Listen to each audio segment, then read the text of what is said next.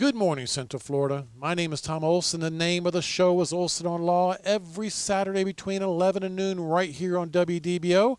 And I want to go ahead and introduce you to a good friend of mine, attorney Glen Wieland. Hello, Glen. Morning, Tom. How are you? I'm doing fantastic, my friend, and thanks for coming on the show today. And, you know, I was reminded that you and I have something in common. We both went to Cumberland Law School in Birmingham, Alabama. We did, absolutely. And I appreciate you letting me be on the longest-running legal talk show in the country. Thank you. Appreciate that, Glen. You're very welcome. Hey, Glen, you are a personal injury attorney, and I wanted to bring you on today to talk about a particular issue, and that issue is dash cams. So first of all, when you're pursuing personal injury cases, automobile accidents, are dash cams helpful for you, or on the other side of the coin, can they hurt you as far as pursuing personal injury automobile accident cases? Well, they can hurt you and they can help you. If your client says they had the green light and you've got a dash cam and it shows the green light, it helps. If it shows a red light, not very good. But videos and dash cams are so critical today. In fact, I was in court yesterday on two of our cases with traffic infractions where the defendant was saying they were not at fault. We happen to have videos on both of those, and the defendants changed their plea when they saw the video that I was getting ready to show the judge.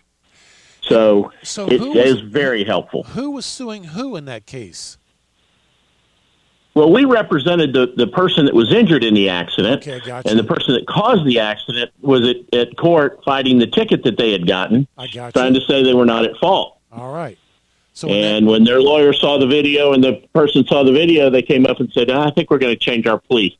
So, and in fact, then, it was great. A dash cam can help you when you're pursuing a personal injury case. Are dash cam videos, are they always going to be admitted to court as far as a court or the judge or the jury to see? Absolutely. There's a new rule of evidence called 90.2035 that's going to allow dash cams and videos to come into court. You have a couple of things you got to do to get them admitted, but absolutely they're going to be admissible, and they're so vitally important. And we've actually had some cases where the situation made absolutely clear the dash cam proved our case and helped us bring it to a settlement so we didn't end up having to go to a jury. So, Glenn, I'm a big fan of Clark Howard, a consumer warrior, and Clark Howard was talking about how he's always had dash cams both in his cars and when he goes to another city, he puts one in his rental car. Are you recommending that everybody have a dash cam in their car? I do. I think you should have a dash cam. Some of the newer cars actually have multiple cameras in them. Some of the people don't even know they have cameras. We've got another case going on right now with a Toyota where we were able to download all the data from the black box that's in the cars. A lot of people don't know they have black boxes, but the download showed that our client had the green light when the defendant was saying that they had the green light, and the video from the car, not a dash cam, but just a video from the car that our client didn't even know they had, showed our client had the green light. So my car does not have a built-in dash cam, so I went and bought a dash cam on Amazon. I installed it myself, and for all the listeners out there, it's not that hard. It's really quite easy to do. And, Glenn, on my dash cam, there's a setting where I can have it record the audio or not record the audio. Does it make a difference to you when it comes to pursuing a personal injury case? It all depends on what the people are saying. I would recommend you not have the audio on, only because you don't know what you might be saying that in an accident, people get excited and say things. They utter phrases or sentences that maybe you don't want the jury to hear. Okay. I wouldn't have it on personally. I would have it off, and leave it at that. Now, if the other driver who's at fault's coming up to your window, maybe you turn it on so you can record what the other driver's saying. But remember, in Florida, you got to tell the other people that you are recording them. Good one. Yeah.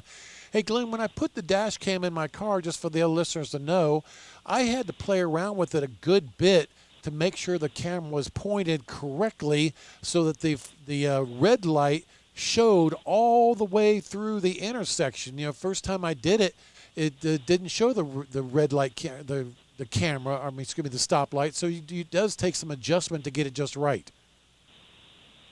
That's correct. It's like anything. You have a camera, you have a picture, you have a video. You want to make sure that the angle of the camera is picking up what you would like it to see, not only the cars in front of you, but the red lights, stop signs, things of that nature. Yeah, the red light all the way through the intersection. Hey, Glenn, tell the listeners about your firm here in Orlando. Well, the firm is called Wieland and Delatry, and we specialize in personal injury and workers' compensation cases. And I've been practicing for 40 years. The combined experience in our law firm is over about 90 years. We go to trial a lot. We litigate a lot of cases. And what a lot of people don't know about personal injury and auto cases is most cars have a black box. And you can download the data from that black box, and it will tell you so much. It'll tell you how soon they started braking. It'll tell you their speed. It will tell you everything that's going on in that vehicle up to the time of the crash and sometimes after the crash. So it is so vitally important to get that information before it's gone. And we get it not only on our client's vehicle, but we get it on the other driver's vehicle. Are you saying the owner of the car can download that data, or do police officers download that data once there's been an accident?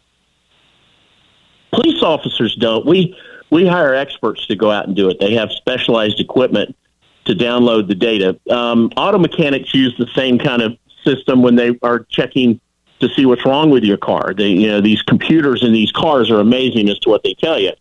And auto mechanics, they look at things to figure out what's going on with your car. You tell them that, it's making this sound or it's doing this. They hook it up to a computer and they can figure out what's wrong.